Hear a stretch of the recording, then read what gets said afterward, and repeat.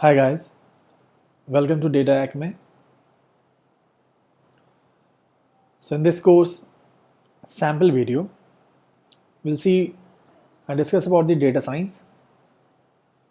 What is data science? The roles and responsibilities of the data scientist, various other factors that are associated with the data science, and why it is so important. As there is a buzz, and it's a vogue term today. So at first we will see what is the role of a data scientist. The role of a data scientist is normally associated with tasks such as predictive modeling, developing segmentation algorithms, recommender system, A/B testing frameworks, and often working with raw unstructured data. So you might be scared of this all jargons at a prima facie, and it's pretty much inscrutable to all of you guys. Maybe I'm not saying exactly, it may be, but don't worry. Later in the later chapters, we'll explore each and every point which we are discussing in this lecture. So the nature of their work demands a deep understanding of a mathematics, applied statistics, and programming. There are a few skills common between a data analyst and a data scientist, but remember, they are different. They are not same. For example, the ability to query databases. Both analyze the data, but the decision of data scientists can have a greater impact in an organization. So basically what it means, there is a model and there is a data. And in between those two things, there are certain algorithms, statistical methods, which are heavily used to have an insight in that particular data, which eventually can be beneficial for the organization. So the skills required for a data scientist is programming in a statistical package such as R, Python, SAS, SPSS, or Julia. He must be able to clean, extract, and explore data from different sources. Research, design, and implementation of statistical models, deep statistical, mathematical, and computer science knowledge. In big data analytics, people normally confuse the role of a data scientist with that of a data architect, but they are different. In reality, the difference is quite simple. A data architect defines the tools and the architecture the data would be stored at, whereas a data scientist uses this architecture. Of course, a data scientist should be able to set up new tools if needed for ad hoc projects, but the infrastructure definition and design should not be a part of his task. And to solve a business problem, which we have already discussed in the first slide, we will use the various algorithm, statistical tool to make an insight in the data. And there's already a huge amount of data, humongous data, myriad Goliath of data existing in this world. And still, we do not have an insight in that particular data, 90% of the data. I can't say that it is redundant, but yeah, we still have to make an insight into it. And that means data-driven decisions.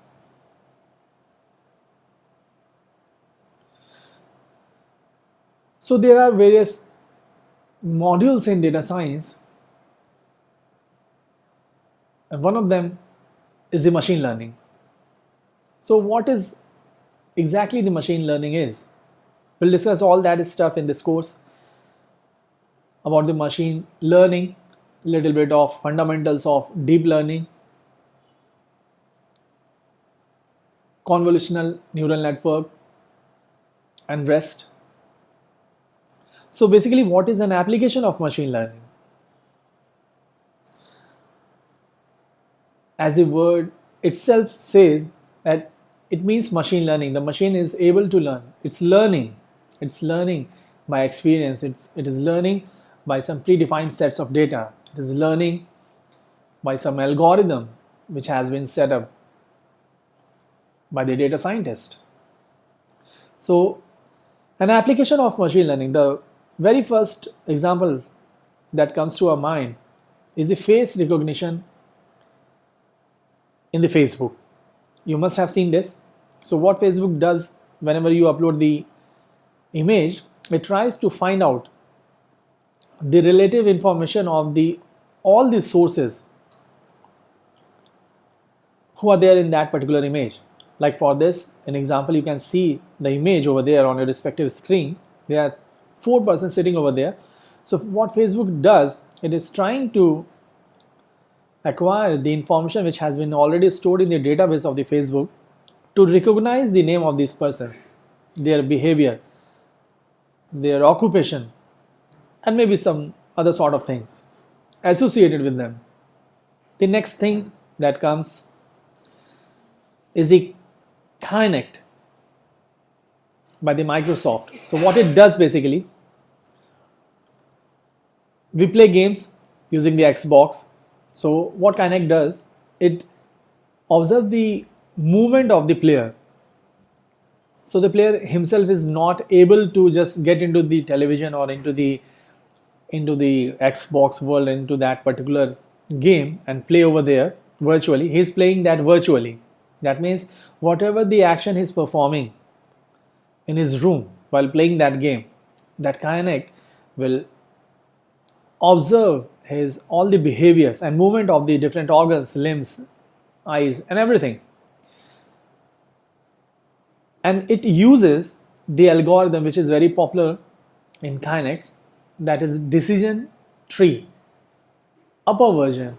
Decision tree is the fundamental of that particular algorithm. The main is the random forest. So Kinect uses that random forest algorithm for performing the Kinect task. The next thing that comes to our mind is the augmented reality.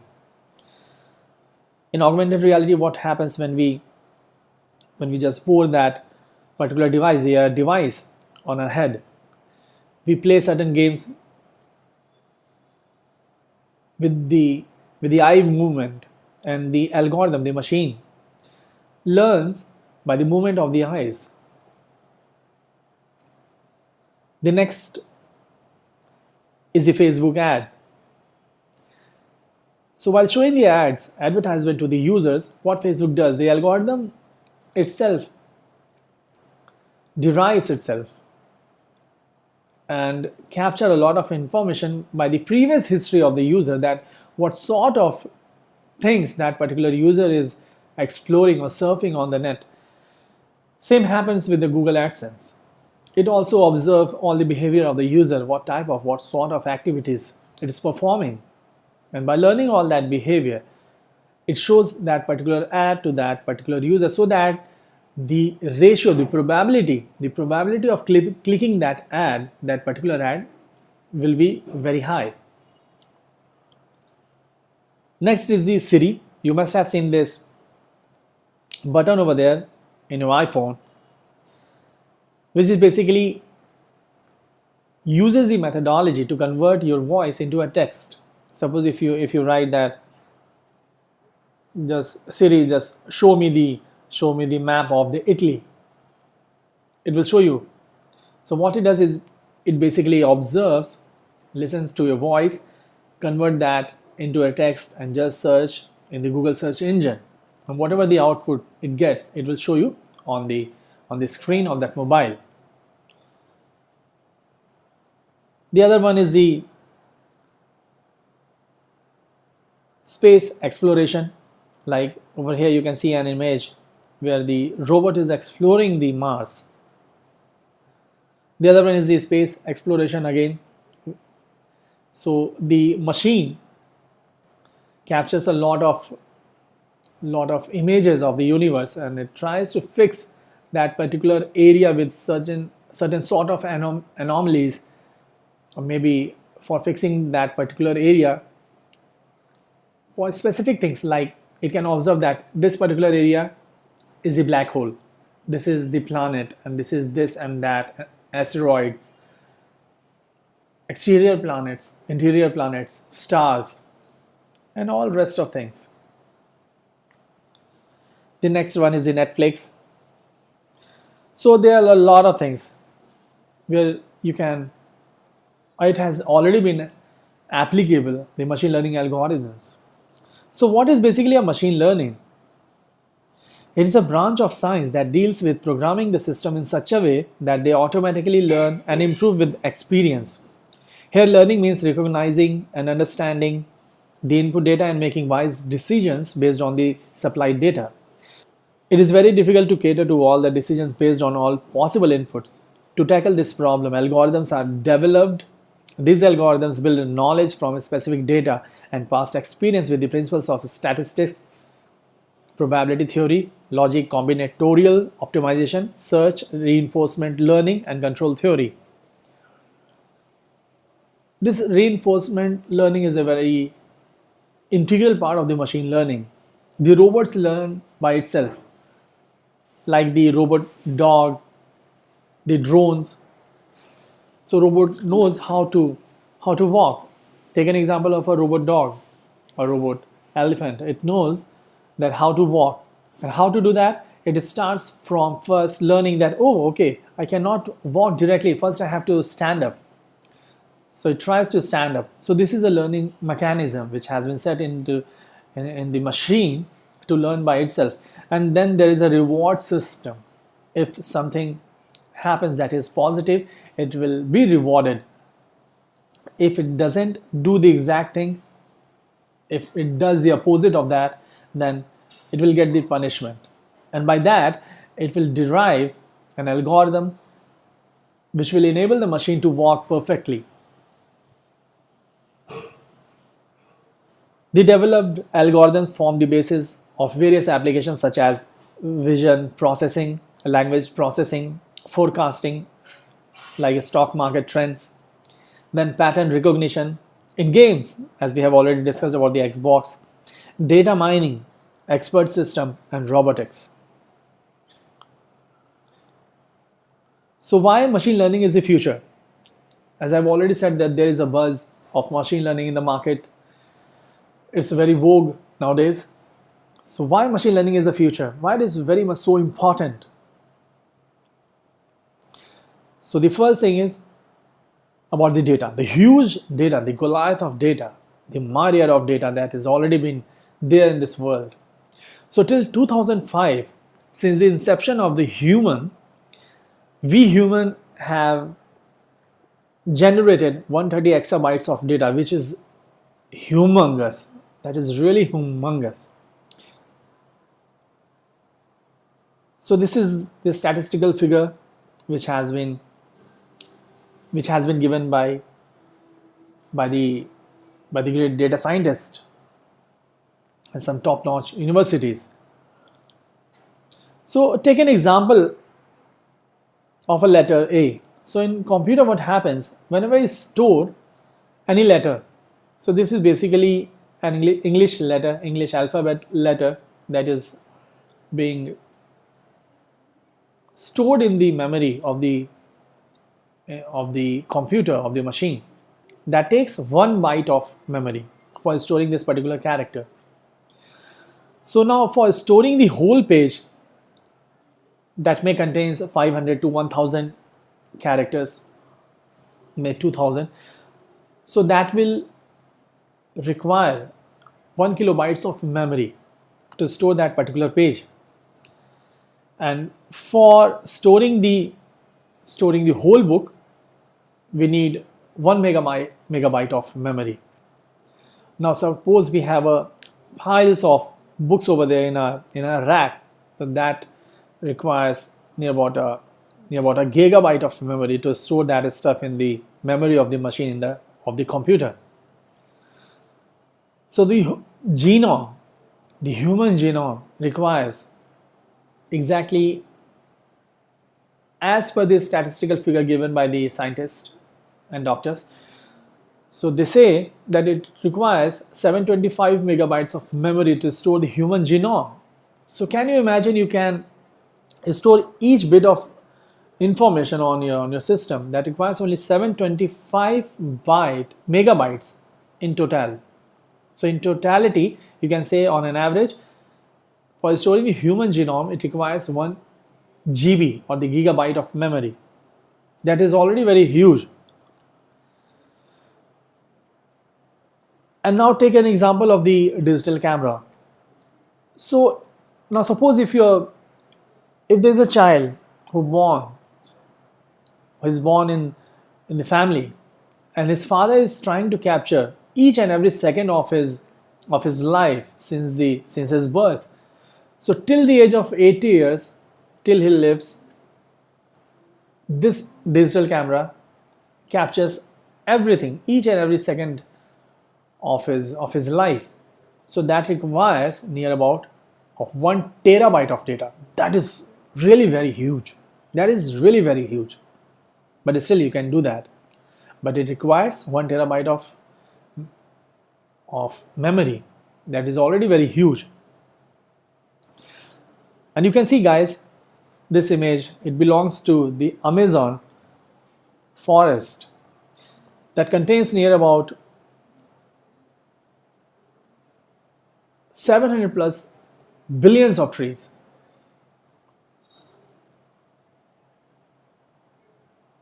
And now suppose if you chop all of those trees chop down and just make paper out of them and just try to store alphabets on that particular page. Now suppose there are billions and billions of pages are there, and if you try to store everything over there, so that requires 1 petabyte of memory. So you can imagine how big is the petabyte. And now you can see the whole planet, that is the earth, that constitutes a lot of forests like Amazon, like seas, oceans, territories, landscapes, continents, atmosphere, lithosphere, stratosphere, everything. And to store all that stuff, we require 1 exabyte of memory. So you can imagine how big is the exabyte. It is so big.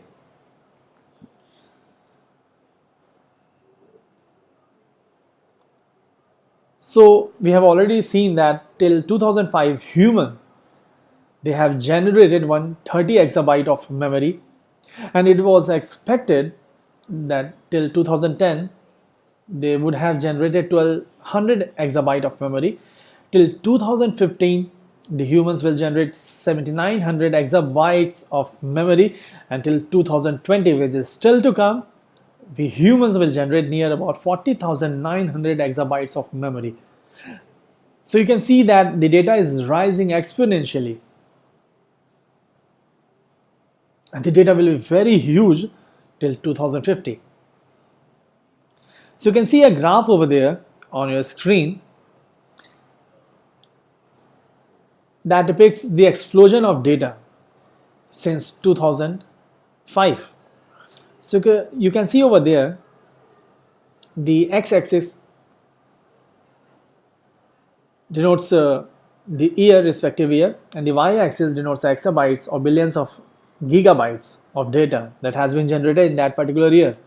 So you can see over there in 2006 it was very small, in 2010 it was big, and in 2020 how big it is. So you can see an increase in the data size since 2005 to 2020. It is so huge. So now this line, if you draw this line, this is where the data scientist sits. He can observe this much of data. He can do or make the insight of this data, make the analysis of this data. And this is the line where the machine learning is applicable.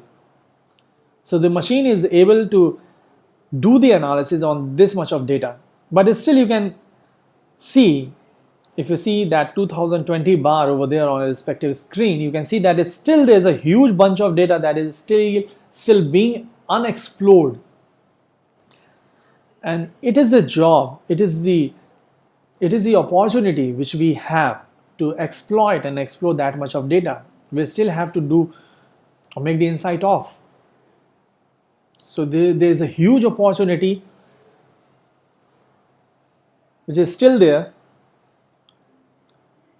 which the data scientists can explore to do the analytics, predict some model, do some business intelligence tasks, which can be eventually beneficial for the organization, for himself also, for the learning purpose also, for the learning purpose and for the exploration of the data, for finding the correlation between the different sets of data. So there is a huge opportunity in this data science world, which I was discussing off. So guys, this was all about the sample demo of this data science with Python course. We have seen the role of data scientist, what is the data science, what is machine learning, the application of machine learning, and how to do and why to do, the insight of the unexplored data. Is the exploitation of that data is possible? Exploitation in terms of positivity, not the negative behavior which I am talking of. That doesn't mean we are going to just use some confidential data. It only means exploiting the redundant data, which at present we think that is redundant, there is no use of, but we can make a very great impact by doing an insight, by making an insight in that particular data and deriving some beneficial information from that, deriving some correlation between the different sets, and a lot of other things. So there's a huge opportunity for the data scientists to do, and in future I'm damn sure that it is going to rock the world. But there's a huge responsibilities on the shoulders of the data scientists to derive the exact and right information, not the false one. So this was all about the fundamentals of the course. We'll meet in the next section with some great information and having some great insights into the different modules of the data science. Thanks a lot.